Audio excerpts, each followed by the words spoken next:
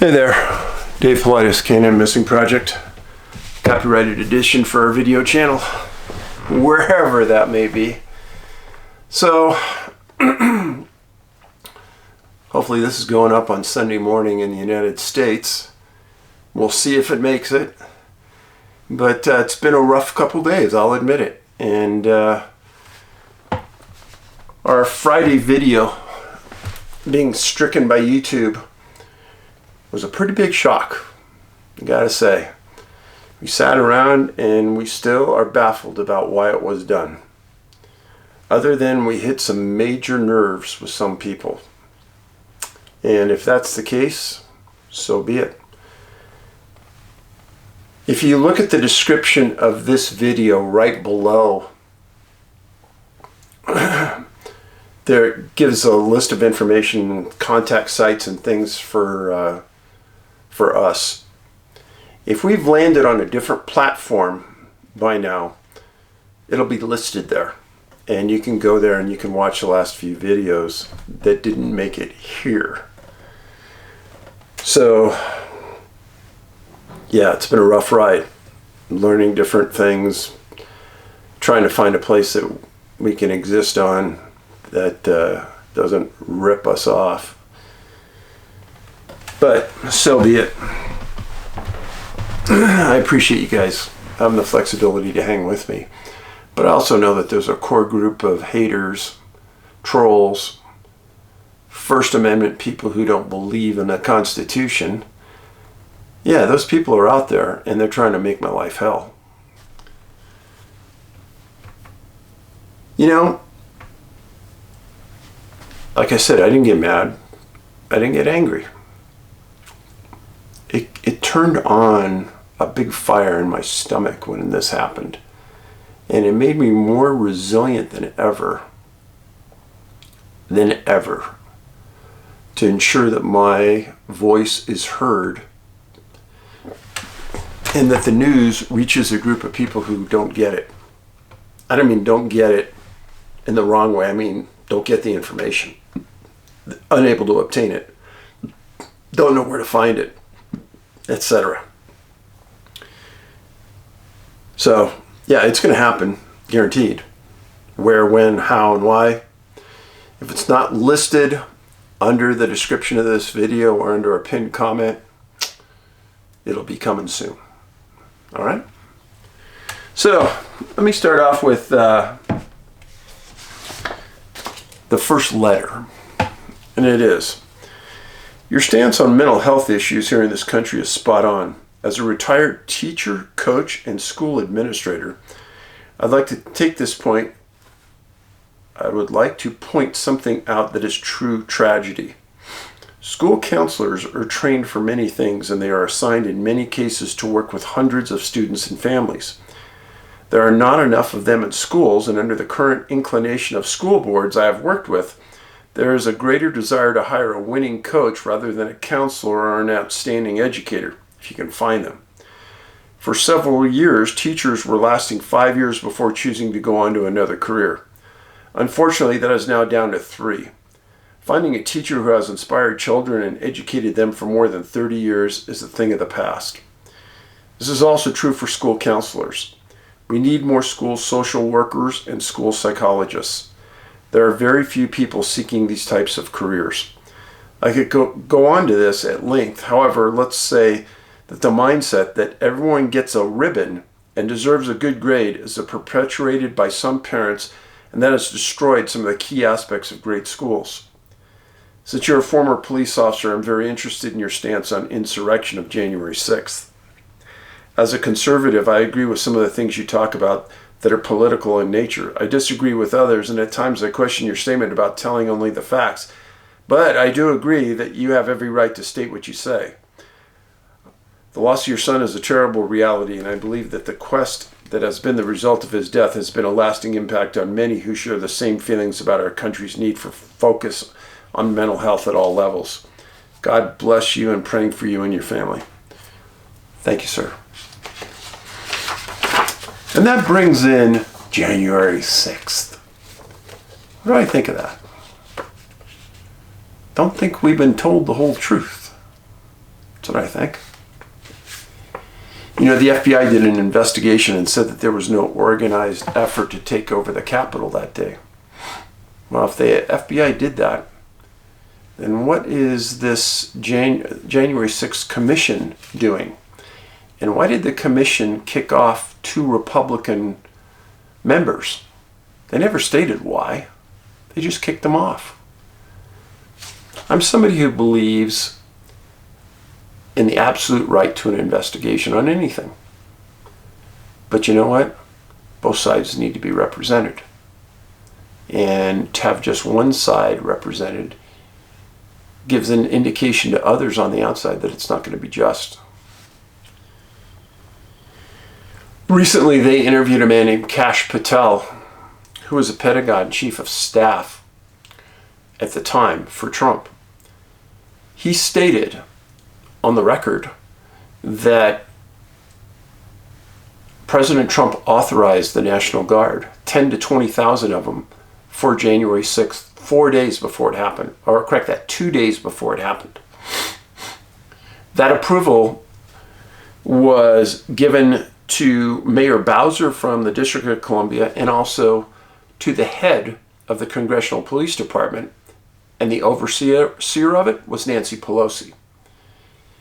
Both of those people didn't approve of the National Guard coming in D.C. on the 6th, even though it had been approved by President Trump, per Kash Patel. On January 6th, the D.C. police chief, the Congressional Capitol Police chief, said he requested the National Guard 6 times, and he was refused.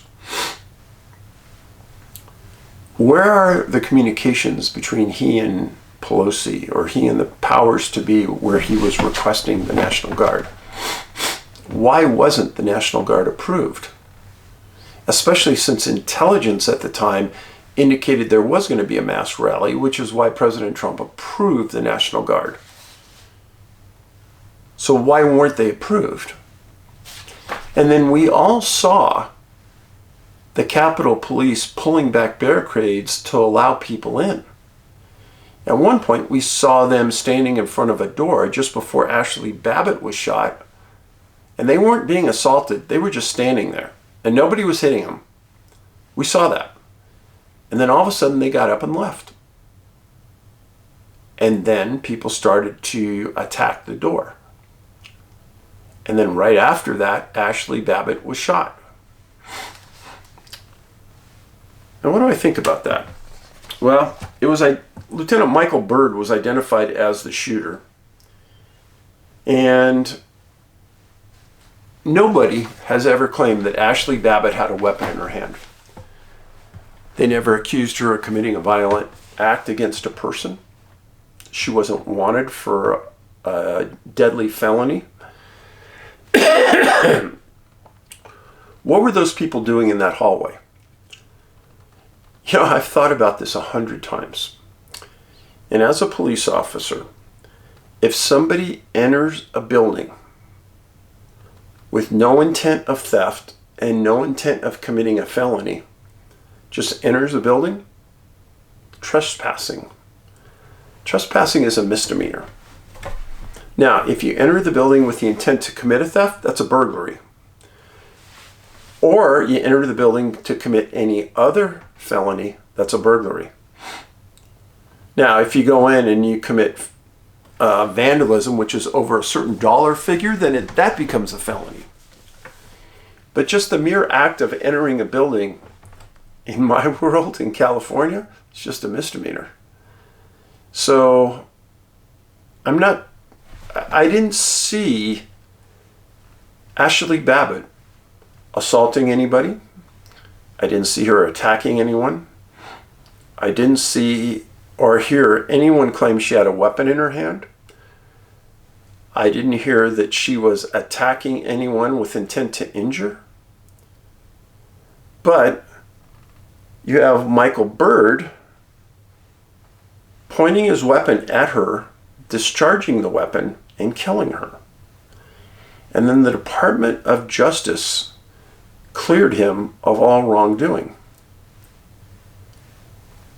Villagers, If he was able to kill her and justify the killing of her, then the same logic could be applied to everyone in that hallway.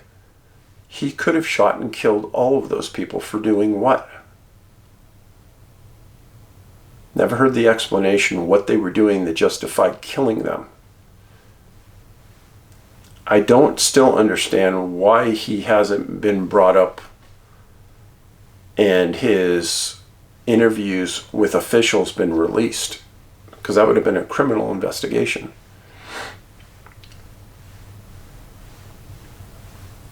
I do hope that there's a civil action brought against Mr. Byrd. Not because I don't like police officers that work for the Capitol. It's because I have a difficult time justifying the deadly use of force by him on Ashley Babbitt. The press has tried to color Ashley Babbitt in a bad way, make her look like a bad person. You can do that all you want. The facts stand, as I stated. She had no weapon in her hands. She wasn't assaulting anybody. She wasn't in the imminent position to kill anybody. She had not threatened any violence against anybody. She was standing in the hallway of the United States Capitol.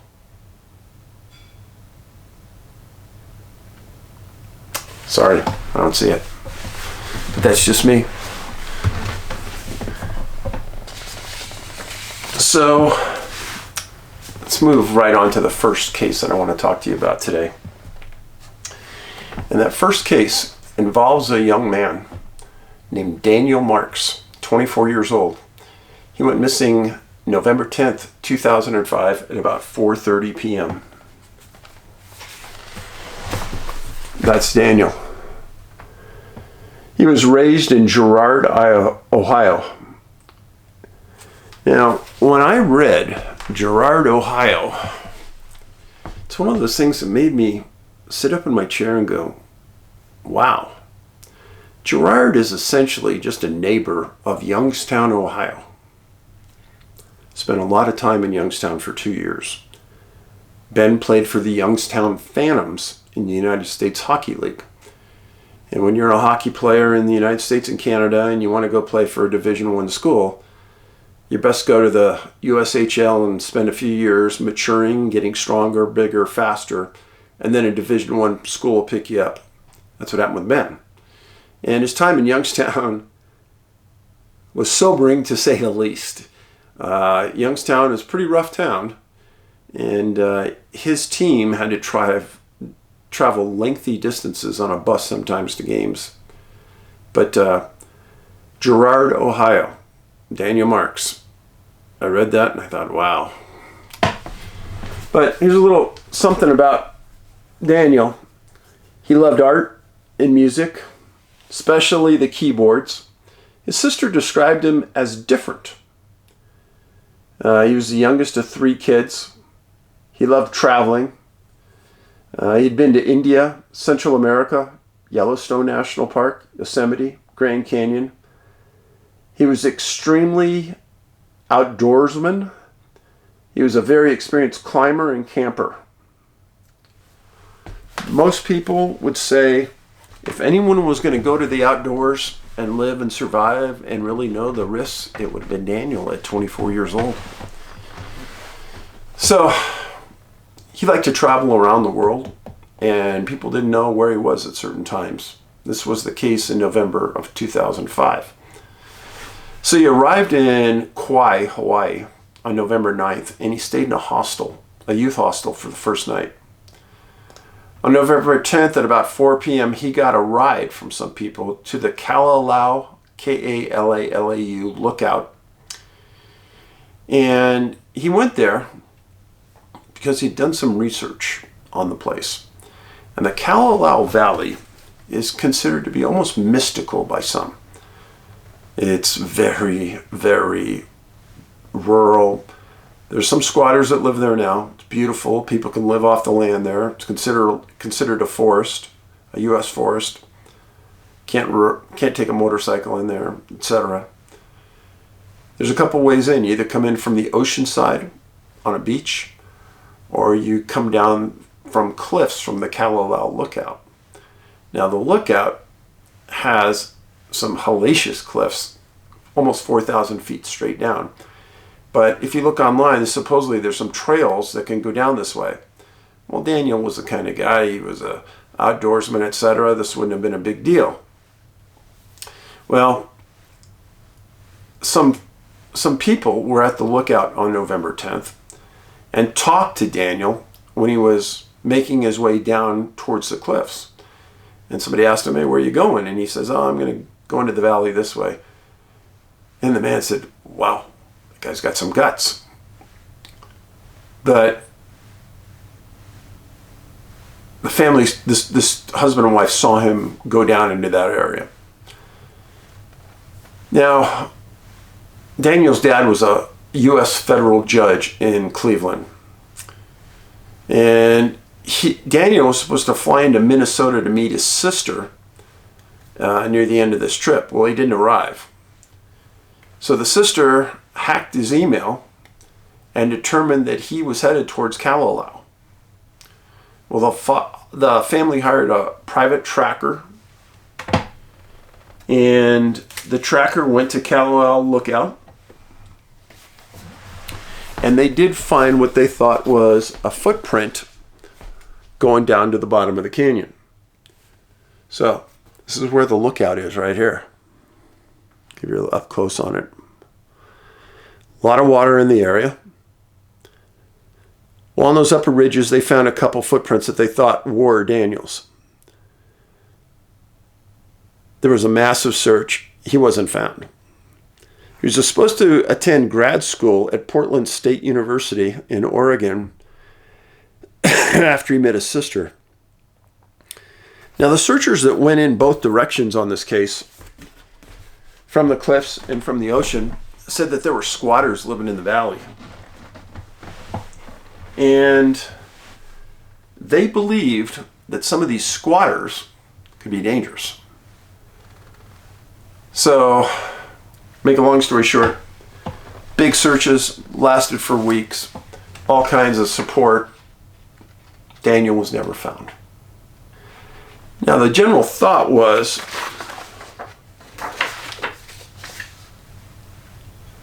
he must have fallen. Yet, his body's never been claimed. Nobody's ever seen anything. He would have ended up on the valley floor. Now, he wasn't the only one missing from this valley. There's another person that I'll talk about soon that also disappeared from the Kauai Valley and was never found.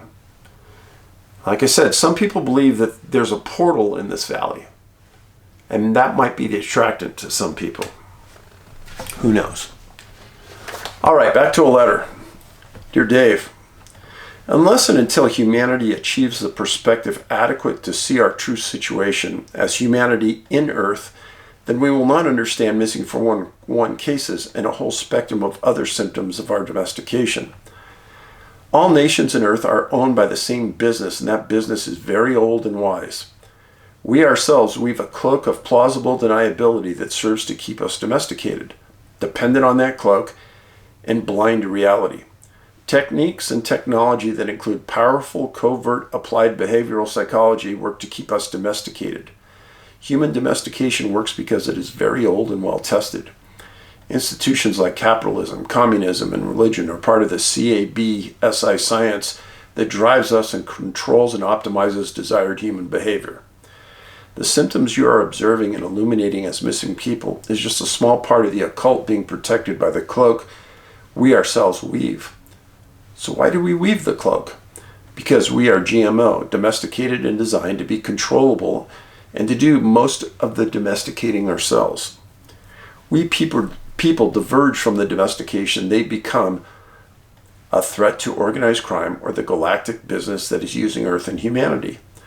The plausible deniability works to silence and or eliminate those threats.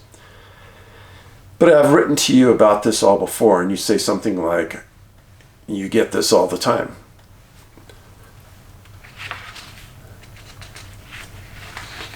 not to write about a human being who diverged from our domestication and became a threat to organized crime, a human being who demonstrated true civilized behavior when he stood his ground against the organized crime in favor of human sovereignty. The creator of all universes and life over death, Jesus said no, not once, but 3 times to galactic organized crime. Jesus faced the consequences for his choice when organized crime sent deceived human beings to murder him. Jesus then demonstrated the only cure for organized crime is the exploitating of earth and humanity when he forgave the human beings that knew not what they were doing. All right. Thanks for that. Next letter. Hey, Dave. I watch your channel religiously and follow you on a regular basis. In short, you're a good man and deserve the best. I'm very sorry for the loss of Ben. And there is nothing I can say or anyone else can to ease that pain. However, know that you and still Ben are helping people in this troubled world more than you'll ever know. I read this quote a little while ago from a president over 150 years ago. Man does it apply today. Perhaps your village would like to hear it. Here's the quote. Shall we expect some transatlantic military giant to step the ocean and crush us at a blow? Never. All the armies of Europe, Asia, and Africa combined, with all the treasure of the earth in their military chest, with a Bonaparte for a commander, could not by force take a drink from the Ohio or make a track on the Blue Ridge. In a trial of 1,000 years, if danger ever reach us, it must spring up amongst us. It cannot come from abroad. If destruction be our lot, we must ourselves be its author and finisher. As a nation of free men, we must live through all time or die by suicide. That president was Abraham Lincoln when he was 28 years old. All the best. Wow. Wow.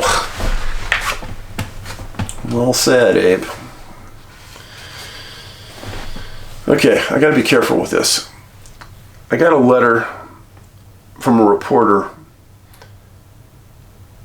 from a worldwide big organization. I got to protect him. Hey Dave, first of all, your 2021 ending video was very touching and so very true. Really happy to know that you have such a great people around to support you through this difficult time. Good relationships are truly the only thing that really matters in life. I've been mailing you with articles and news which I find interesting, but apologies for not having formally introduced myself. I'm a journalist working for a mainstream media company. I'm not going to go into any much else other than they are, and they're pretty big time. Given my background, I possess solid analytical skills and understand information and communication very well. And it is from this standpoint I'd like to address your critics. Haters, critics, pay attention. I am certain that 99.99% of your critics have not read all your work and criticize you based on some random samples without taking anything into context. Unfortunately, I have not read any of your books or seen your movies, as they're not available where I am presently. But when you visit the States, or if you happen to visit blah blah blah, and you had said in a previous video you will, and I hope you do, I will purchase your books.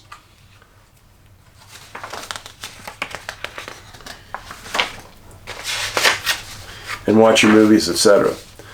The self-proclaimed geniuses on the internet claim that your work is a hoax, insignificant and or irrelevant, and you're exaggerating or simply making things up. From what I've been able to glean from your videos and some other online sources for missing persons cases, you give us the name, the age, location, information, data, and sources, and anyone can use these to fact check or verify what you've written, and I have. So if you're a hoaxer, you're really poor at it, laughing out loud. Further, your work is based upon the combination of profile points that you've identified, and either your critics don't seem to understand or completely ignore this fact because it's not always about scrutinizing individual cases, but placing them in the context of these profile points and seeing a pattern. To this point, I'm sure the FBI has also noticed this, at least to an extent, because they'd already have to be a very ignorant or dumb lot not to do this. There are still many villages who think they are normal explanations for these disappearances. But based on my understanding from what I've got from you and Mr. Balance channel and the profile points that appear in combination on these cases, there's definitely a mystery, and you're right, it's not just one thing that's causing it. I'm sorry, Dave, but you'll have to accept the fact that most people will not appreciate your work. But most of the human population not just lack critical thinking for whatever reason, but they don't think in general. Just look at what's been happening in the world the past 2 years. And as a reporter, let me confirm that the media not just manipulates people, but are outright brainwashing them nowadays. And it's because most journalists today, being extremely dumb, uninformed, living in echo chambers, brainwashed, but also more sinister reasons like political and corporate control. I try to do my part by teaching what I can to my colleagues and juniors about thinking critically or out of the box. Some additional points. This is pretty good. Thank you for telling the truth about China. And relationships between them and other near countries are getting worse. And China is trying to claim parts of these other countries are under their control. Unfortunately, I don't have faith in the current U.S. leadership to do anything about China, and that's scary. The Fae, or sometimes the little people, are a very interesting topic, as you would know, and the stories about them in every single part of the world are all contingent and related. What do you think about that in general and in relationship to the 411 phenomenon? Have you heard any stories? Sorry for the long email. Be assured, Ben's soul is at peace. Thank you for listening. Well, thanks. I appreciate you writing and the support. Next letter. I have a BA in statistics and work in the computer industry for one of the leading software companies in the world. I've hunted 49 years in Maine woods since I was 10 years old. Till the last 2 years when I started listening to you and Scott and Steve, I would have not paid much attention to anything unusual. I would have just shrugged my shoulders and continued the hunt. There have been many strange occurrences since I started listening to you and all in the last 2 years. I'll start with a few strange happenings that stick out in my mind. The first 46 years of hunting. 1978, I packed up all my hunting gear and drove 30 minutes to my favorite hunting spot. I was alone. It was snowing lightly as I always followed the side of the pine plantations in a southerly direction. At the south end of the plantation, there's a logging cut. It was about 200 feet wide. On the southern side of that cut was a dark thicket of spruce and fir. As I got to the southern edge of the pine plantation, I stopped and scanned the cut from thicket for deer. As I looked over the area carefully, it started snowing much harder. I stood there for several minutes looking into the cut and thicket.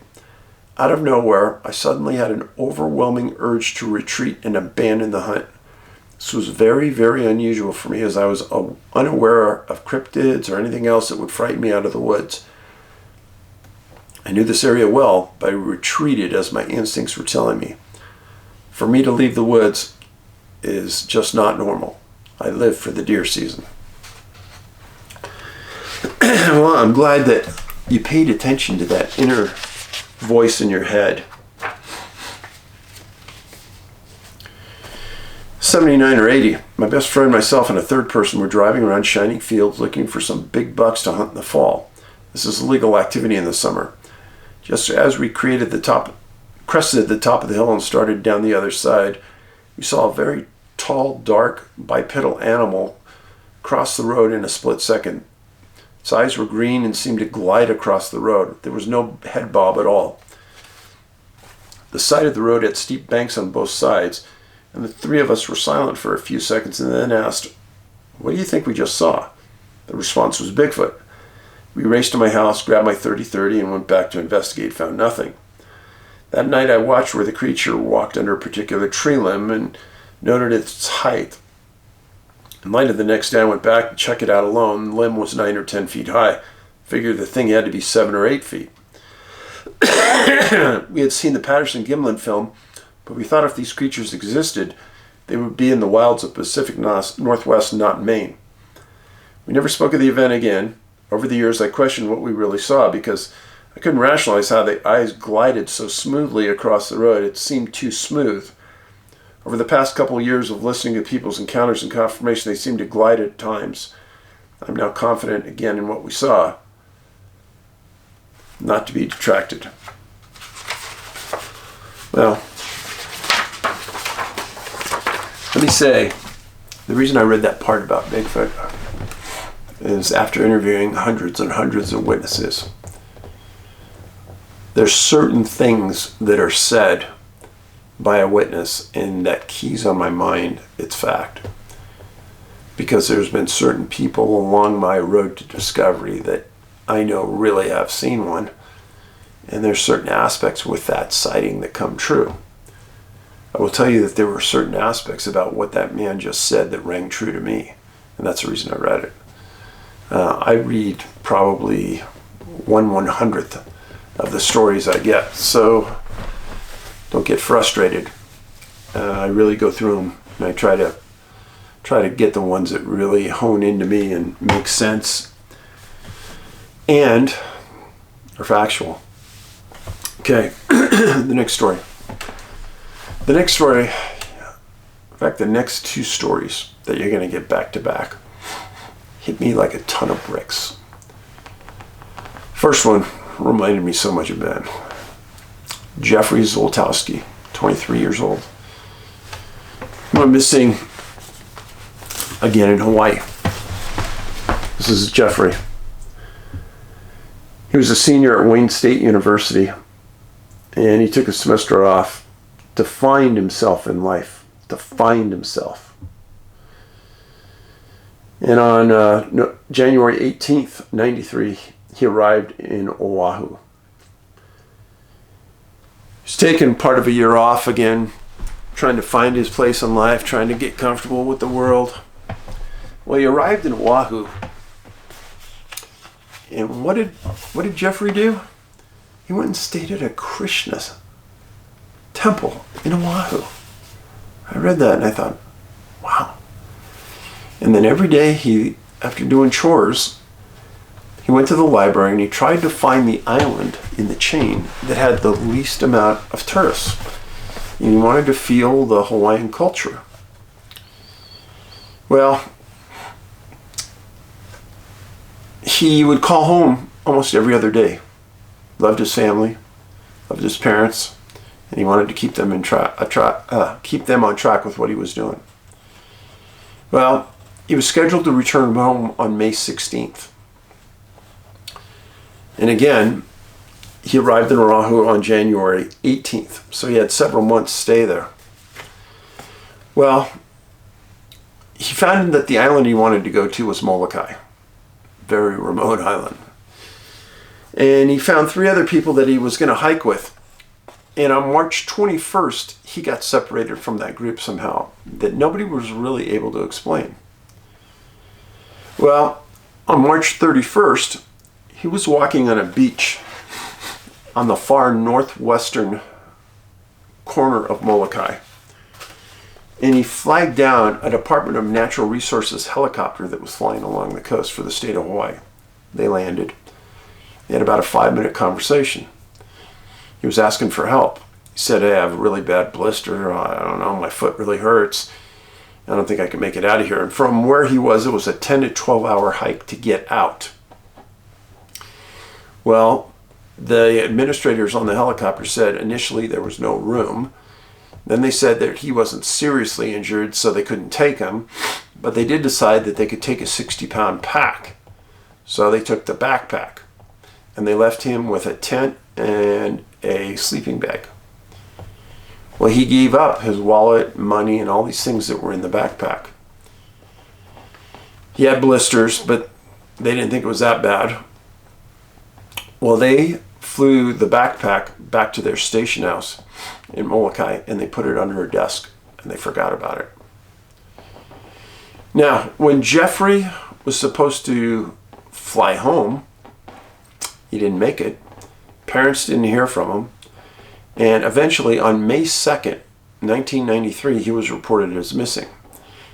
And the people in Molokai heard that there was a missing person, and they said, I think we have that backpack. He'd been sitting there for weeks under a desk. Well, Jeffrey's parents flew to the island, and they searched and they tried to get assistance to find their son.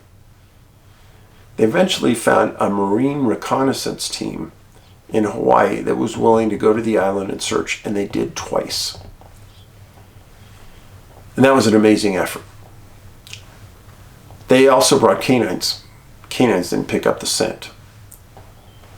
Family hired a private investigator who went to Wailau Valley, where Jeffrey was last seen. And I'll make a very long story short, Jeffrey wasn't found. I'll show you this. The map of Molokai. This is the airport where Jeffrey landed at. This is a super remote area of the Wailau Valley. Very similar to the location in Oahu where Daniel Marks disappeared. Very similar circumstances, as a matter of fact, both alone, point of separation, etc.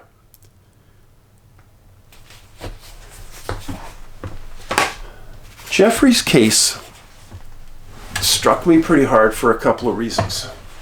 First of all, in the articles I read about him, he used to serve meals to the homeless. He'd go volunteer to help people. He cared about people a lot. And this came to me like a ton because he went and stayed at a Krishna temple. You have to be a soft soul to get there, to live by their rules, to understand. Ben was kind of on the same path, trying to find his way in life. Good soul. And when I heard that Jeffrey was never found, how hard his parents looked to find him, how they felt that powers to be weren't helping them enough, killed me. Killed me.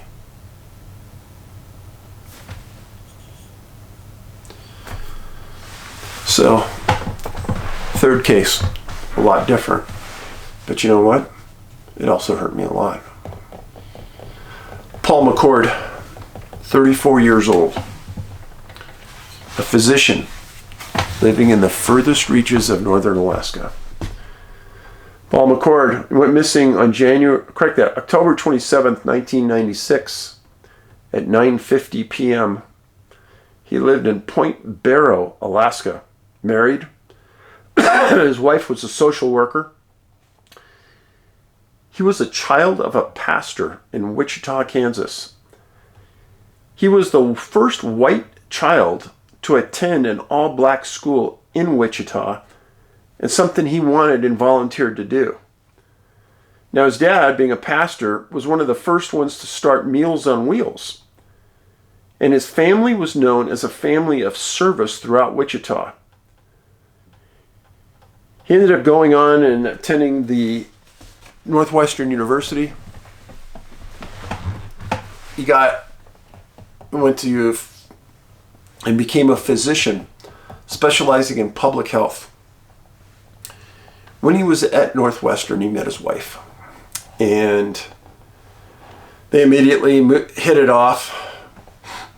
Well, when he was in medical school and he was going through rotations, he asked for a rotation through Kotzebue, Alaska. And after 6 weeks there, he came back and told his wife, "Oh, that place is gorgeous. We got to go there. We'd love it, blah, blah, blah." And in 94, he got a job in Point Barrow. And he was alternating between Point Barrow and a location called Wainwright, just a little southwest from Point Barrow, about 90 miles. When he got to Point Barrow, he immediately bought 2 Polaris snowmobiles. One was lime green, that was his, and he would pull a sled behind it when he went out to visit clients and patients. It was a poor community, a lot of First Nations and Native Americans. His wife being a social worker, the two of them really knew the community well, and the community loved them a lot. It's hard to find somebody who had committed themselves at such a high level to helping others and who has enormous debt from school to go to a place like they did in Alaska. Now, on October 27th at about 2 p.m., Paul loaded up his sled and he told his wife that he had appointments the next morning in Wainwright, so he was going to make the 8-hour drive to the southwest. And before he left, he stopped in the Port Barrow Search and Rescue Office and he picked up a personal locator beacon. So let me show you this. So, a map of the state of Alaska. The furthest point north, Point Barrow, and this is Wainwright. He lived in Point Barrow. Now, here's a closer map, and all of the blue is water. All of this blue is water. Again, it's about 90 miles point to point.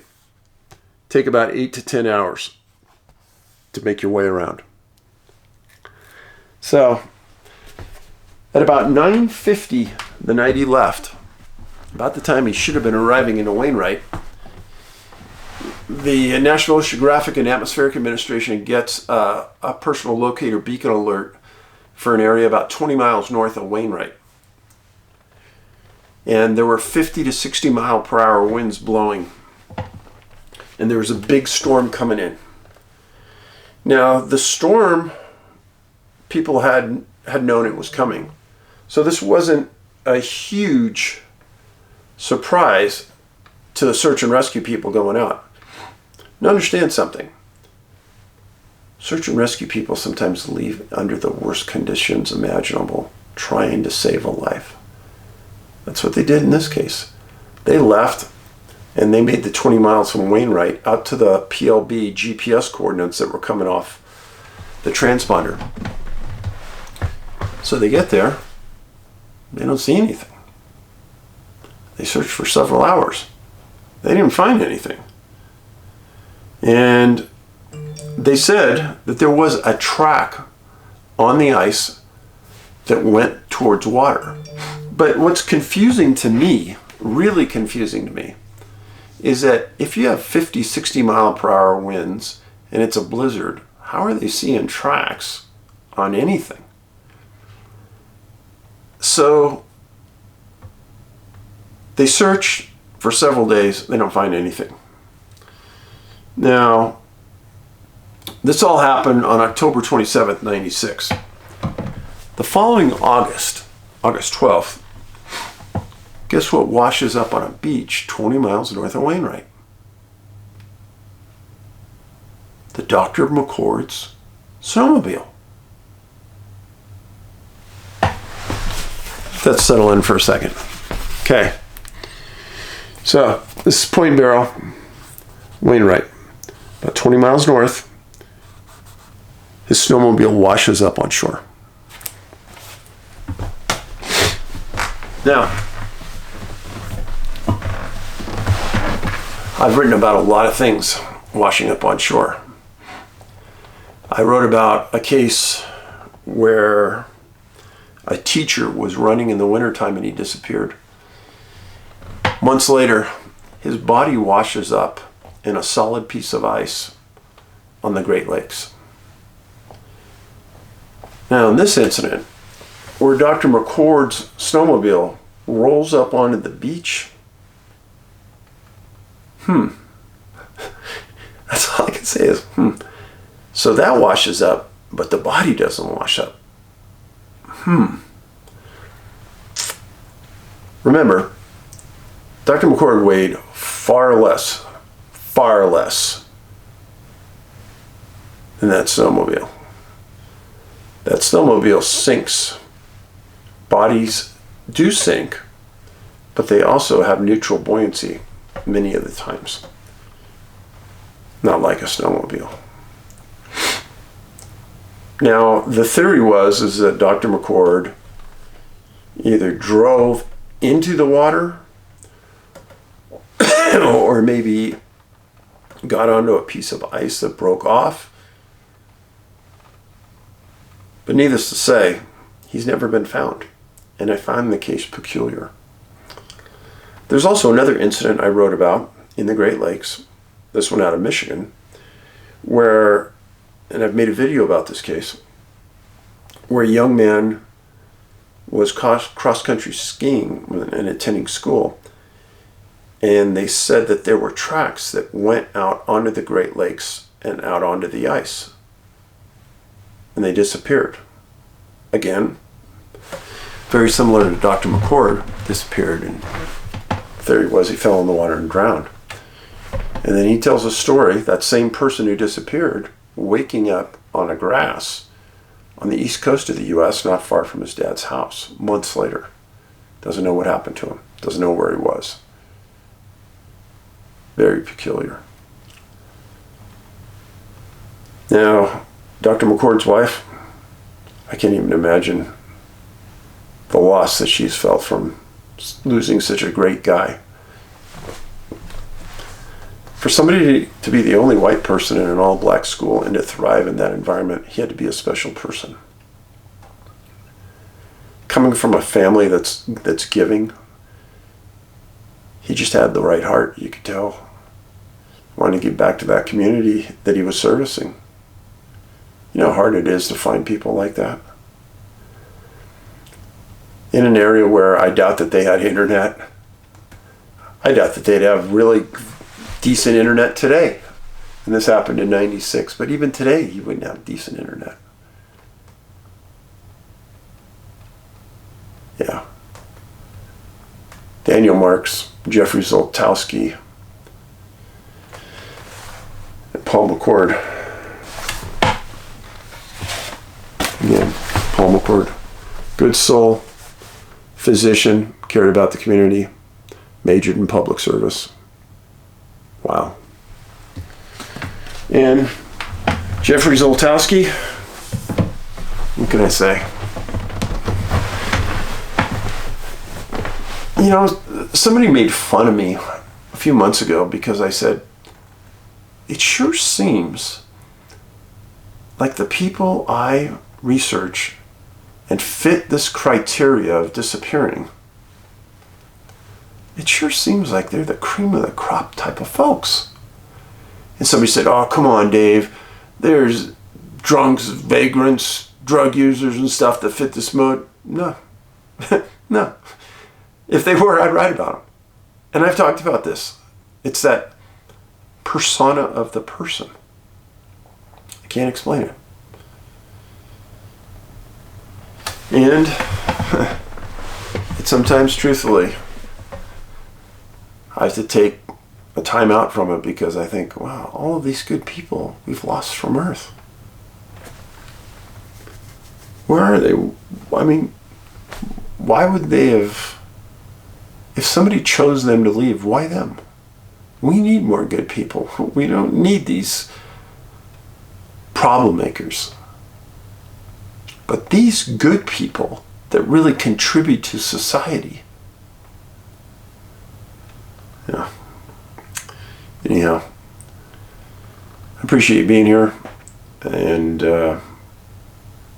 hope you understand the cases that I just gave to you.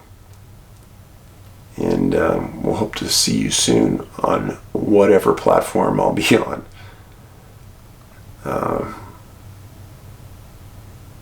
Thank you for following me. All the best. Paulides out.